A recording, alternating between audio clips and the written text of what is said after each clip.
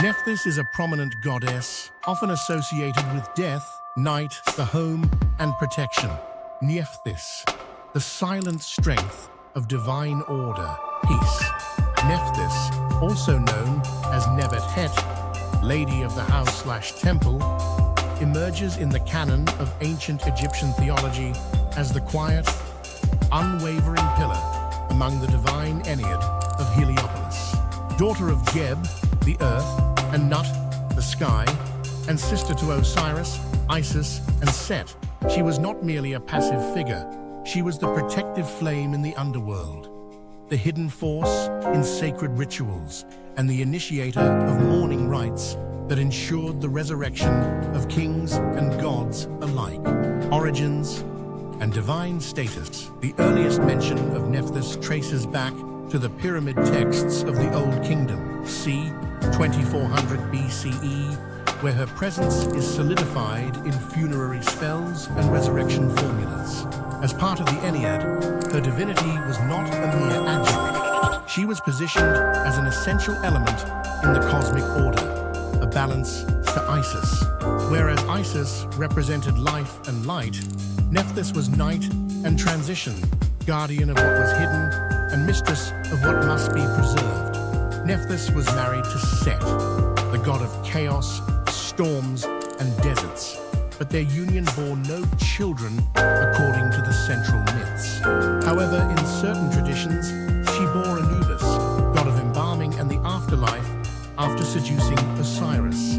This controversial myth symbolizes her role as the shadow necessary for spiritual transformation, the dark womb in which the god of death is born.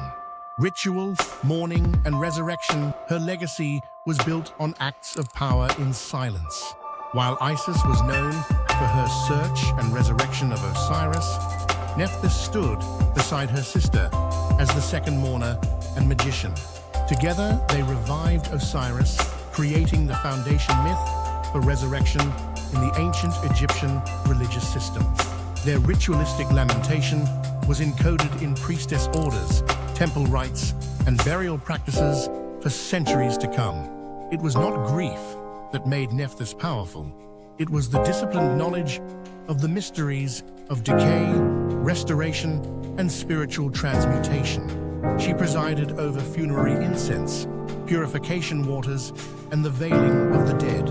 The role of the sacred mourner priestess, called the Chantress of Nephthys, was pivotal in the mummification process, with chants invoking her name to activate protection. Symbolism and worship. Nephthys was commonly depicted as a woman with her name's hieroglyph, a sacred temple facade, upon her head. Her animal manifestation included the kite, a mourning bird, hawk, or falcon, and she was often paired with Isis on either side of a sarcophagus, forming a magical barrier of equilibrium.